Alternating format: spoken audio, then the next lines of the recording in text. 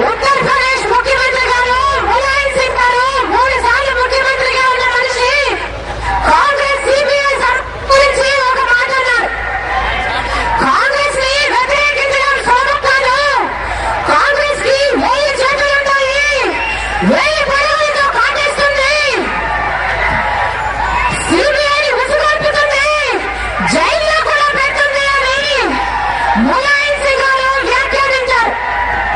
ఆ మాటలను నిజం చేస్తూ కరుణానిధి గారు యూపీఏకి మద్దతు వెనక్కి తీసుకునే 24 గంటల్లోనే ఆయన సొంత వాళ్ళ మనిషి ఇంటి మీద సిబిఐ ఈడీ విరుచుకుపడ్డాయి. వెంటనే పార్లమెంట్ లో దుమారం రేగిందని అప్పుడు ప్రధానమంత్రి చిదంబరం గారు మాటల మేరకు సిబిఐ ఈడీ వెనక్కి వచ్చేసాయి. అంటే సిబిఐ ఈడీలు వెళ్ళండి విచారణ చేయడానికి కాదు, దర్యాప్తు చేయడానికి, అంతకంటే కాదు. అసలు సిబిఐ అనే సంస్థ దర్యాప్తు చేసే సంస్థ కానే కాదని కాంగ్రెస్ ప్రభుత్వం పెరట్లో పెంచుకునే కుక్కని మేము చెబుతున్నాం. కేంద్ర ప్రభుత్వము ఎవరి మీద మొదలుపెట్టే వారి మీద మొదలుతుంది. కేంద్ర ప్రభుత్వము ఎవరిని కావాలంటే వారిని కలుస్తుంది. మొరుగుతుండగానే ఇక చాలు ఆపు అంటే వెంటనే వెనక్కి వచ్చేస్తుంది. మరి ఈ సిబిఐ ఈడీ లాంటి సంస్థలను దర్యాప్తు సంస్థలు అనాలా, లేకపోతే కేంద్ర ప్రభుత్వము ఎలా పలకమంటే అలా పలికే చిలకలనాలా, లేకపోతే కేంద్ర ప్రభుత్వం ఉసుగొల్పే కుక్కలనాలా? ఆలోచన ఉన్నవారు ఎవరు ఆలోచించినా అర్థమైపోతుంది.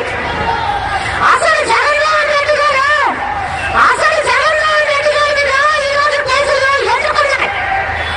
జగన్మోహన్ రెడ్డి గారిని ఎందుకు అరెస్టు చేశారు అన్న ప్రశ్నలకు గులాం నబీ ఆజాద్ గారే స్వయంగా సమాధానం చెప్పారు. జగన్మోహన్ రెడ్డి గారు కాంగ్రెస్ ప్రభుత్వంలోనే ఉంటే, కాంగ్రెస్ పార్టీలోనే ఉంటే ఈ పార్టీకి ఏ మంత్రులు ముఖ్యమంత్రులు అయిపోయేవారని కేవలం కాంగ్రెస్ పార్టీని వదిలేసినందుకే ఈ రోజు ఇన్ని అష్ట కష్టాలు పడుతున్నారని గులాం నబీ ఆజాద్ గారు స్వయంగా ఒప్పుకున్నారు. కేవలం జగన్మోహన్ రెడ్డి గారు కాంగ్రెస్ పార్టీని వ్యతిరేకించారు కాబట్టి ఈ రోజు సిబిఐని ఈడీని ఆయన మీద ఉసుగొల్పి అబద్ధపు కేసులు పెట్టారు. ఈ రోజు సిబిఐ ఒక దర్యాప్తు సంస్థ కాదు, ఒక బ్లాక్ మెయిల్ సంస్థ.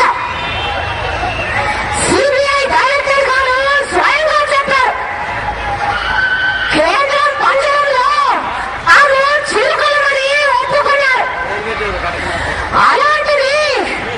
అలాంటిది కేంద్ర ప్రభుత్వము ఎట్లా చెప్తే అట్లా పలికే చిలుక పలుకులను పరిగణలోకి తీసుకున్న అత్యున్నత న్యాయస్థానము సుప్రీంకోర్టు జగన్కి బెయిల్ నిరాకరించడము చాలా దురదృష్టకరం.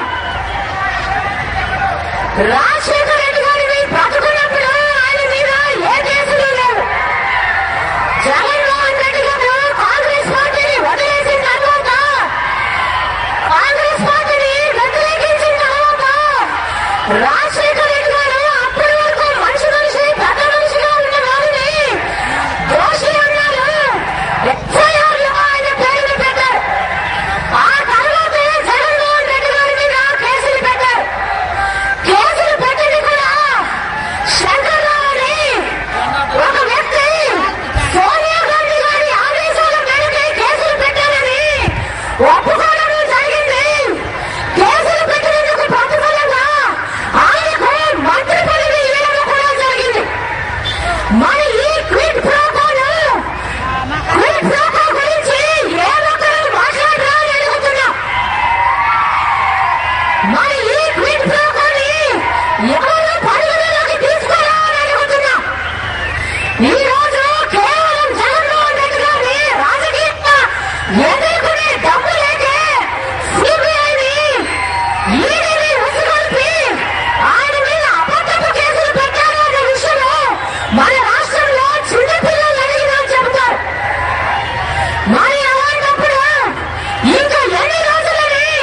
ఎంత